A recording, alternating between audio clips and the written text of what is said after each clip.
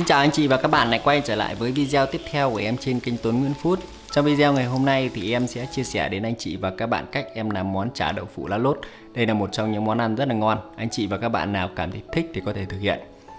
Nguyên liệu để em thực hiện món chả đậu phụ lá lốt em sử dụng ở đây là 2 cái đậu phụ, 100g thịt lợn. Đối với thịt lợn thì em đã xay sẵn ra đây rồi để tiết kiệm thời gian nhé.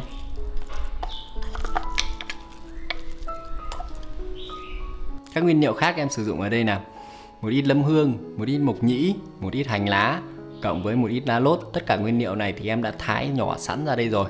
Ngoài ra đối với món chả đậu phụ lá lốt này thì anh chị và các bạn không thể thiếu được, đó chính là cái phần lá lốt. Đối với lá lốt thì anh chị và các bạn nên chọn những cái lá lốt nó to một chút thì khi chúng ta gói nó sẽ dễ dàng hơn. Bây giờ để thực hiện được món chả đậu phụ lá lốt này thì trước tiên em sẽ đi đánh dừ phần đậu phụ của em ra trước nhé. Đậu phụ thì anh chị sẽ dùng một cái dĩa, chúng ta dằm dừ nó ra.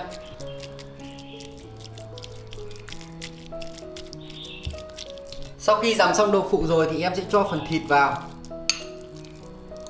Với phần thịt lợn thì em sử dụng 100g thịt lợn, em đã xay sẵn ra đây rồi. Tiếp theo anh chị sẽ cho vào cho em một ít mộc nhĩ, một ít lâm hương. Em đã thái cả mộc nhĩ lẫn lâm hương sẵn ra rồi. Thêm vào cho em một ít hành lá nữa, cộng thêm một ít lá lốt. Sau đó anh chị và các bạn sẽ đảo đều lên. Anh chị sẽ lên gia vị vào cho em nhé. Em sẽ cho vào đây khoảng 1/3 thìa hạt tiêu, 1 thìa cà phê hạt nêm, 1/4 thìa cà phê muối, 1/2 thìa cà phê bột ngọt. Sau đó anh chị sẽ bóp đều tất cả các nguyên liệu lên.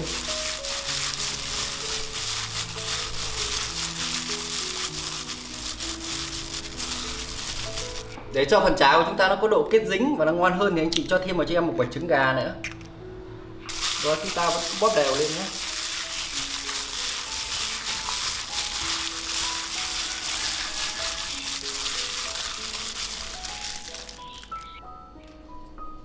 Sau khi chuẩn bị xong tất cả nguyên liệu rồi thì em sẽ tiến hành gói với lá lốt nhé. Em sẽ cho cái phần nhân vào bên trong cái lá lốt.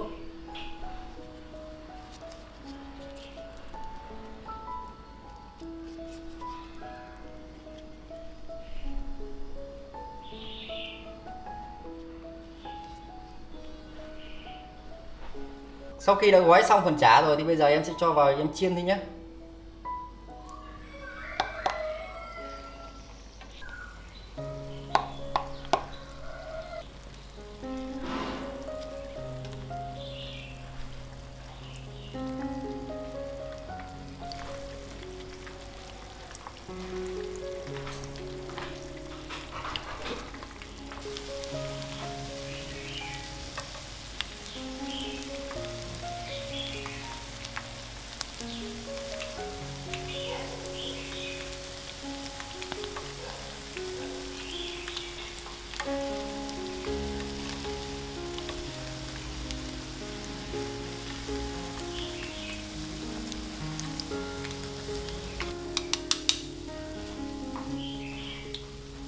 Như vậy này em vừa hoàn thành xong cái món chả đậu phụ lá lốt rồi. Bây giờ thì em sẽ thử một miếng xem sao nhé.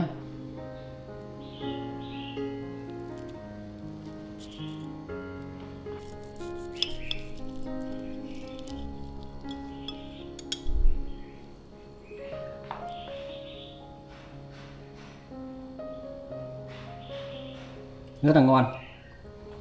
Khi ăn món ăn này anh chị sẽ chấm cùng với tương ớt cho em.